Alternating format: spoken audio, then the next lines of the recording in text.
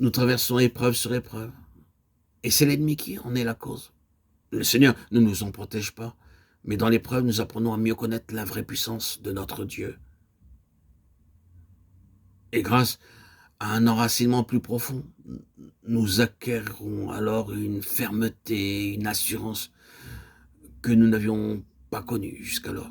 Dieu est à la recherche d'un peuple qui ne puisse pas être ébranlé, contre lequel l'enfer, malgré toutes ses démonstrations d'arrogance et d'orgueil, doit s'avouer impuissant.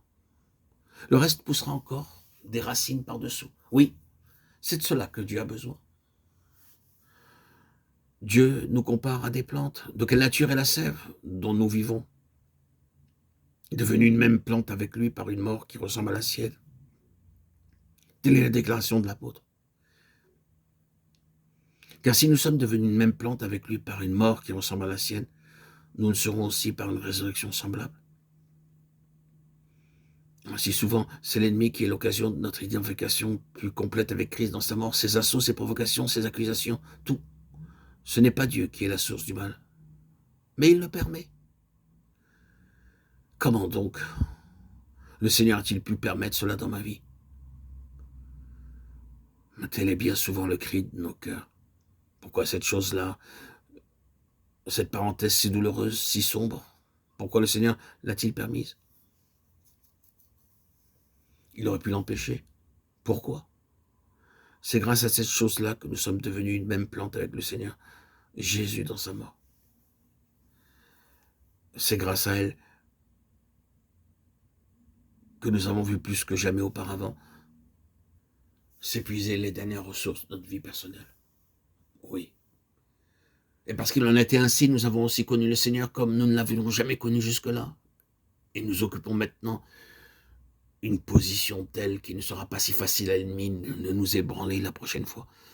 C'est dans ces chemins douloureux, dans ces expériences de mort que Dieu manifeste sa souveraineté. Devenu une même plante avec lui par une mort qui ressemble à la sienne. Vous souvenez-vous du jour où vous avez été planté de cette façon? Est-ce vrai que vous avez été planté en Christ crucifié? Ou bien êtes-vous simplement l'annexe de quelque chose, une simple adhérence quelque part? Êtes-vous planté? Quand viendra le jour où vous vous sentirez planté plus profondément encore dans cette mort, souvenez-vous que ce sont les racines qui s'enfoncent par-dessous et qu'il en résultera certainement pour vous de l'endurance, de la stabilité, une nouvelle capacité de résistance. Ah! Mais surtout, il y aura plus de fruits. Et vous connaîtrez une fécondité bien supérieure à ce que vous avez expérimenté jusque-là. Nous ne sommes pas entre les mains du diable, nous sommes entre les mains du Seigneur. Et parce que nous sommes entre les mains du Seigneur, nous sommes entre les mains d'un potier qui sait ce qu'il a en vue.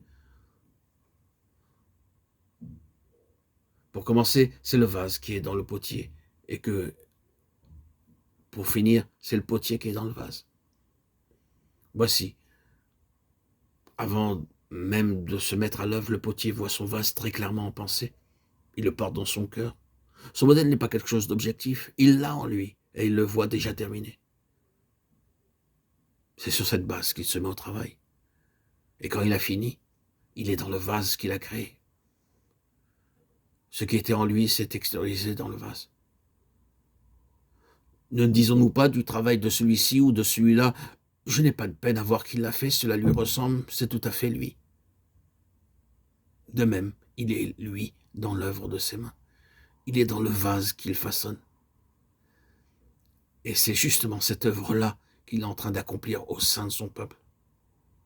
Quelquefois, il faut que cette argile soit brisée, malaxée, à nouveau ramenée à une masse informe. Elle ne fait pas apparaître tout ce qu'il avait voulu qu'elle manifestât. Elle présente des défauts, des fissures, il la brise alors et la réduit à rien. Mais c'est pour recommencer, c'est pour parvenir à un degré supérieur de perfection, c'est pour avoir un vase dans lequel il se retrouve lui-même, qui nous accorde la grâce nécessaire pour endurer toutes les formes de discipline, quelle que soit la métaphore applicable, qu'il s'agisse du vent, de la chaleur ardente ou de la pression de sa main. Les unes comme les autres sont destinées à faire de nous des hommes qui ne puissent pas être ébranlés, devant lesquels l'enfer soit impuissant, des preuves vivantes du triomphe de sa puissance sur toute la puissance de l'ennemi.